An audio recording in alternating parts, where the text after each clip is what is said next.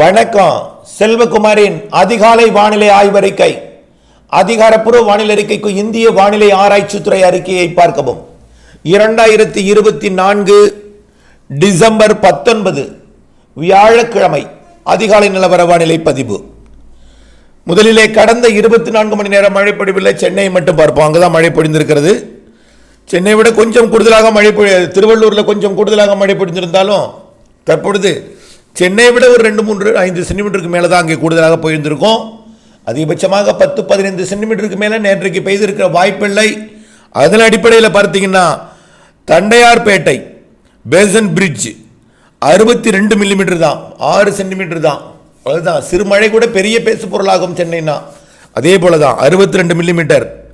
அடுத்தபடியாக திருவொற்றியூர் 59 மில்லிமீட்டர், மேலும் கத்திவாக்கம் 56 மில்லிமீட்டர், மேலும் பெரம்பூர் 45 மில்லிமீட்டர், அமைந்தகரை 44 மில்லிமீட்டர், மேலும் வடபழனி 42 மில்லிமீட்டர், ஐஸ்கவுஸ் 39 millimetre, Madipakkam 38 millimetre, Alandur 37 millimetre, Adyar 36 millimetre, Nungambakkam 34 millimetre, Valasaravakkam 33 millimetre, Meenambakkam 31 millimetre, Manali New Town 31 millimetre. இப்படி 3 சென்டிமீட்டர். இப்போ அதிகபட்சமாக பரவலாம். அதிகபட்சமாக வட சென்னையில் 6 சென்டிமீட்டர் மழை பொழிந்திருக்கு. இதை விட கொஞ்சம் கும்மிடிப்பூண்டி பழவேற்காட்டில் கொஞ்சம் 10 சென்டிமீட்டர் வரைக்கும் பெய்திருக்கலாம்.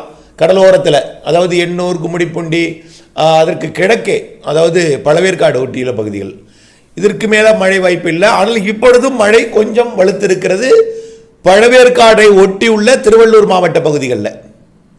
திருவள்ளூர் சென்னைக்கும் பெய்யும். அதாவது தற்பொழுது நிகழ்வு அமைப்பை பார்ப்போம். நிகழ்வு நேற்றிலிருந்து ஜிக்ஸாக் தான். டெல்டா மாவட்டங்களுக்கு கிழக்கே, வட தமிழ்நாட்டிற்கு கிழக்கே, வட தமிழ்நாடு மற்றும் டெல்டாவிற்கு கிழக்கே, புதுச்சேரிக்கு மையமாக வைத்து கிழக்கே, புதுச்சேரியிலிருந்து நேர்கிழக்கே 260 கிலோமீட்டர் தொலைவிலே அது மையம் கொண்டிருக்கிறது. 260 கிலோமீட்டர் மையம் கொண்டிருக்கிறது. சில சமயம் 300 கிலோமீட்டருக்கு போகும், திடீர்னு 250 கிலோமீட்டருக்கு வரும், திடீர்னு 265. இப்படி ஜிக்ஸாக் அங்கும் இங்கும் போட்டுக்கொண்டே இருக்கிறது. நேற்றிலிருந்து நகருவது என்பது இல்லை. நெருங்கி வருவது 200 கிலோமீட்டருக்கு கிட்ட நெருங்கி இது வரைக்கும் வர வாய்ப்பில்லை. 200 கிலோமீட்டருக்கு நெருக்கமாக வருவதற்கு வாய்ப்பு சென்னை கிட்ட கூட இருக்க வாய்ப்பில்லை.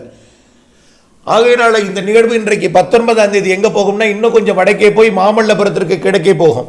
நாளை 20ஆம் தேதி சென்னைக்கு கிழக்கே வரும். 20ஆம் தேதி சென்னைக்கு கிழக்கே வந்த பிறகு கொஞ்சம் மழை பொழிவு தீவிரம் சென்னைக்கு குறையும், ஆந்திர பிரதேசத்துக்கு கூடும். அதாவது புதுச்சேரிக்கு நேர்கிழக்கே இருக்கிறதுனால சென்னை திருவள்ளூரில் பொழிகிறது. சென்னைக்கு நேராக போயிடுச்சுன்னா அது நெல்லூருக்கும், ஒங்கோலுக்கும், மசூலிப்பட்டினத்திற்கும், பீமாவரம், காக்கிநாடா, ஏனாம் போன்ற ஆந்திர பிரதேச பகுதிகளுக்கு பொழியும். அதனால புதுச்சேரியோட ஏனாம் பகுதிக்கும் ஆந்திர பிரதேச கடலோர பகுதிகளுக்கும் பொழியும். சென்னைக்கு 20ஆம் தேதி போய் எட்டியதும் இன்னும் கொஞ்சம் வடக்கே போகும். அதிகபட்சமாக நெல்லூரை தாண்டி வடக்க போகவே போகாது. நம்ம ஏற்கனவே முதல் அறிக்கையிலையும் அதான் சொல்லியிருக்கோம், எந்த நிகழ்வும் நெல்லூரை தாண்டி போகாது, எந்த நிகழ்வும் நெல்லூரை தாண்டி போகாது. அங்கே இருக்கக்கூடிய உயரழுத்தம் அதிகபட்சமாக இந்த நிகழ்வு என்ன ஓங்கோல் வரைக்கும் போகலாம், அதுவே வாய்ப்பு கம்மி தான். அதுவே அப்படி இருக்கிற நிலையில் இப்போ நெல்லூர் வரைக்கும் 21ஆம் தேதி போகும். 20ஆம் தேதி சென்னைக்கு நேர்கிழக்கே, அதாவது நாளை சென்னைக்கு நேர்கிழக்கே, நாளை மறுதினம் 21ஆம் தேதி நெல்லூருக்கு நேர்கிழக்கே. நெல்லூரே போகுமா அல்லது பழவேற்காட்டுக்கு நேர்கிழக்கே இருந்துவிட்டு திரும்பி விடுமா என்பது கொஞ்சம் அது கூட ஆய்வில் தான் இருக்கு. ஆகவே ஆந்திர பிரதேசம் என்பதே ஒரு கேள்விக்குறியாக இருக்கிறதே தவிர, உலக மாதிரிகள்லாம் ஒடிசா, மேற்கு வங்கம், அதையும் தாண்டி வங்கதேசம், அதையும் தாண்டி மியான்மர் வரைக்கும் போட்டிருக்கிறார்கள். ஆகவே அப்படி எங்கும் போய்வதற்கு வாய்ப்பில்லை. ஆரம்ப கட்டம் முதல் குழப்பம்தான். ஆகவே நம்மை குழப்புவது குழம்பாமல் இருக்க வேண்டும், அவ்வளவுதான். குழப்புவதை அதாவது நிதானமாக சிந்தித்து, மேற்கத்திய இடையூர் இமயமலை மேலே 8000 மீட்டர் உயரத்தில் இருக்கு, ஜெட் ஸ்ட்ரீம் இடையில பயணிக்குது. அடுத்தது பார்த்தீங்கன்னா மேலே 3100 மீட்டருக்கு உயரத்துக்கு மேலே தீவிரமடைவதற்கு வாய்ப்பில்லை. எதிர் சுழற்சிகள், சப்பையாக சென்ற நிகழ்வு, தட்டையாக சென்ற நிகழ்வு, இதெல்லாம் பார்க்கும் பொழுது நிகழ்வு முன்னேறுவதற்கு வாய்ப்பில்லை. அதுவும் நெல்லூரை தாண்டி போறதுக்கு வாய்ப்பில்லைங்கிறதுனால 21ஆம் தேதி நெல்லூரோட யூடர்ன் போட்டுரும். 21ஆம் தேதி நெல்லூரில் யூடர்ன் போட்டு 22ஆம் தேதி சென்னைக்கு நேராக வரும்னு எதிர்பார்க்கப்பட்டது. இன்னும் தெற்கையே வந்துவிடும். சரியாக மாமல்லபுரத்துக்கு நேர் கிழக்கே 22ஆம் தேதி வந்துவிடும். இன்னும் புதுச்சேரிக்கு நேர் கிடைக்க கூட 22ஆம் தேதி வந்து அமைய வாய்ப்பு இருக்கிறது. ஆகவே 22ஆம் தேதி புதுச்சேரிக்கு கிடைக்க வந்துவிட்டால் 23ஆம் தேதி டெல்டாவிற்கு கிடைக்க இலங்கையை ஒட்டி வந்துவிடும். 23ஆம் தேதி புரிந்து கொள்ளுங்கள்.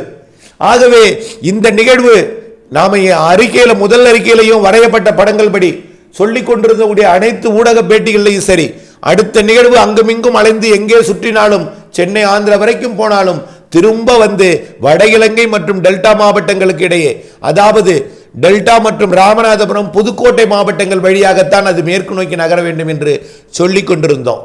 அதே போலத்தான் அது திரும்ப போகிறது. ஆகவே ராமநாதபுரம், புதுக்கோட்டை, தஞ்சாவூர், திருவாரூர், நாகப்பட்டினம், காரைக்கால், மயிலாடுதுறை இந்த மாவட்டங்களுக்கு இடையே அல்லது கூடுதல் வாய்ப்புன்னு கேட்டீங்கன்னா பாக் ஜலசந்தி வழியாக நுழைந்து வட இலங்கையை கடந்தோ அல்லது வட இலங்கையை கடக்காமலோ பாக் ஜலசந்தி வழியாக நுழைந்து புதுக்கோட்டை, ராமநாதபுரம் மாவட்டங்கள் வழியாக அது மேற்கு நோக்கி பயணிக்கும் என்று எதிர்பார்க்கப்படுகிறது. 23ஆம் தேதி வட இலங்கையை அடைந்ததும் மழை பொழிவு சென்னை உள்ளிட்ட பகுதிகளுக்கு தீவிரமடையும்.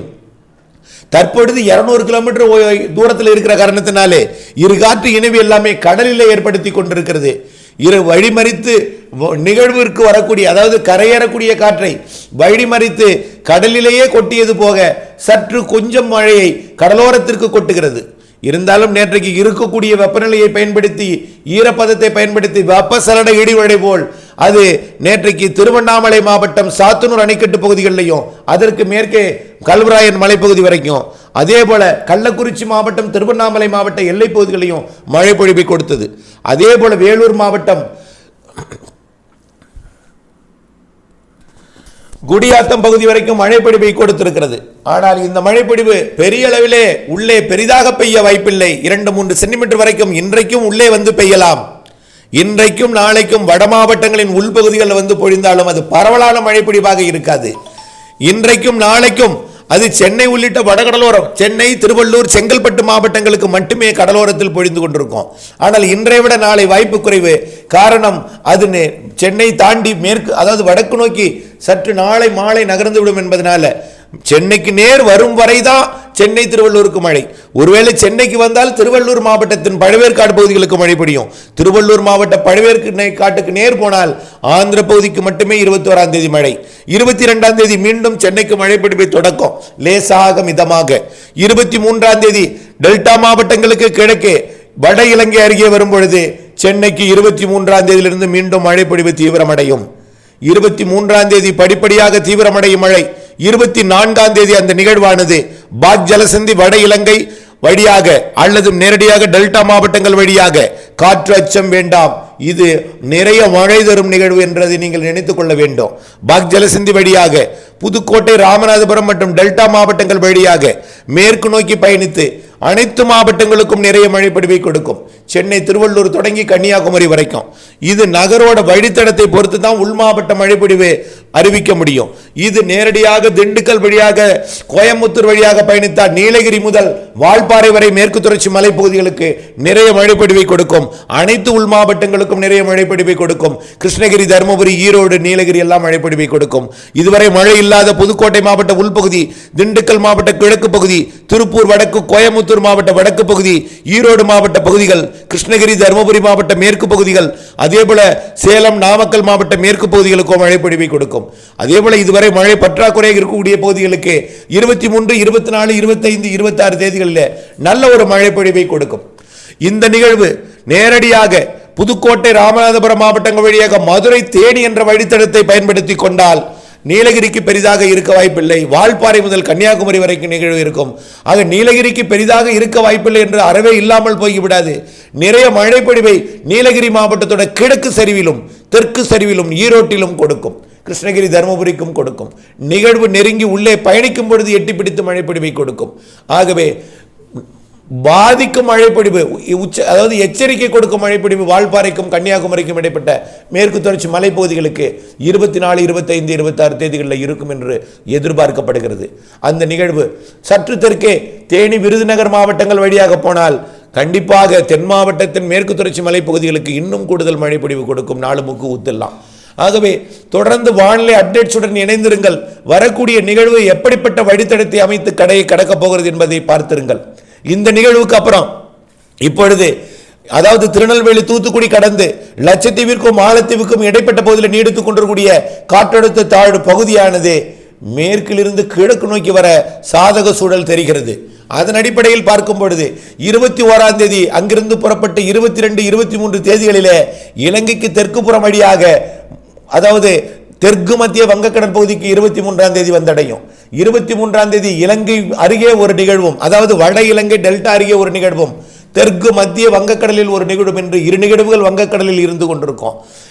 இலங்கை அருகே இருக்கக்கூடிய நிகழ்வு தனியாக கரை கடந்து மேற்கு நோக்கி போய் நிறைய மழைப்பொழிவை கொடுத்த அரபிக்கடலுக்கு 27ஆம் தேதி அறிந்த பிறகு புதிதாக தென்சென கடலிலிருந்து பிலிப்பைன்ஸ் அருகே நீடித்துக் கொண்டிருக்கூடிய நிகழ்வு வங்கக்கடலுக்கு அந்தமான் கடற்பகுதியின் தெற்கு பகுதிக்கு சுமத்ரா தீவு பகுதிக்கு 26ஆம் தேதி வந்து 27ஆம் தேதி இதோடு இணைந்து கொண்டு, அதாவது ரீஎன்ட்ரி கொடுக்கக்கூடிய நிகழ்வு என்று எதிர்பார்க்கக்கூடிய லட்சத்தீவு மாலத்தீவு இடைப்பட்ட பகுதியிலிருந்து வந்து வங்கக்கடலுக்கு வரக்கூடிய நிகழ்வோடு இணைந்து தீவிரமடைந்து இம்மாத இறுதியில் டிசம்பர் 28, 29, 30, 31ஆம் தேதி மன்னிக்கவும் டிசம்பர் 28, 29, 30 ஆகிய தேதிகளிலே மீண்டும் தமிழ்நாட்டிற்கு நிறைய மழை பொழிவை, இன்னும் சொல்ல போனால் மாத இறுதியில் காற்றாட்சம் மட்டும் வேண்டவே வேண்டாம், நிறைய மழை பொழிவை இந்த மாத இறுதியில் கொடுக்க போகிறது.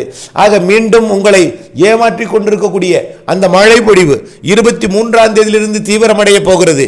இடையில ஒரு 27ஆம் தேதி தீவிரம் இல்லாமல் இருந்தாலும் 28லிருந்து அடுத்த நிகழ்வின் காரணமாக மாத இறுதி வரை மிக கன மழை பொழிவை கொடுக்க போகிறது. அனைத்து மாவட்டங்களுக்கும் மழை இருக்கிறது. வெள்ளம் பாதித்த பகுதிகளுக்கு சற்று தொடர்ந்து முன்னெச்சரிக்கையுடனும், இதுவரை மழை பெய்யாத மாவட்டங்களிலே மழை பெய்ய போகிறது என்பதை நாம் முன்கூட்டியே திட்டமிட்டு மழை நீரை சேகரிக்கவும் முன்னெச்சரிக்கை எடுத்துக்கொள்ளவும் கேட்டுக்கொள்கிறேன். ஆக பல்வேறு மாதிரியான ஒரு அதாவது மழைப்பொழிவுகள் வராது தமிழ்நாட்டுக்கு என்று காட்டிக் கொண்டிருந்தாலும் பொறுத்திருந்து பாருங்கள், கண்டிப்பாக வரும். அதற்கு பிறகு உங்களுக்கும் ஒரு நம்பிக்கை வரும். பனிப்பொழிவு பொழிந்தாலும் மார்கழி வந்தாலும் மழை பொழிவு இருக்கும் என்பதை நீங்கள் மனதில் பதித்துக் கொண்டு அடுத்த ஆண்டில் இருந்தாவது பனி இருந்தாலும் மழை வரும், மார்கழியிலும் மழை வரும் என்பதை மனதில் பதித்து உங்களுடைய வேளாண் பணிகளை திட்டமிட்டுக் கொள்ள அன்போடு கேட்டுக்கொள்கிறேன். தொடர்ந்து வானிலை அப்டேட்ஸுடன் இணைந்திருந்து பணி செய்து லாபம் அடைய அன்போடு கேட்டுக்கொள்கிறேன். நிகழ்வுகளின் நகர்வு வழித்தடம் அடுத்தடுத்த அறிக்கைகளிலே மேலும் துல்லியமாக வழங்கப்படும். இணைந்தே இருங்கள். நன்றி.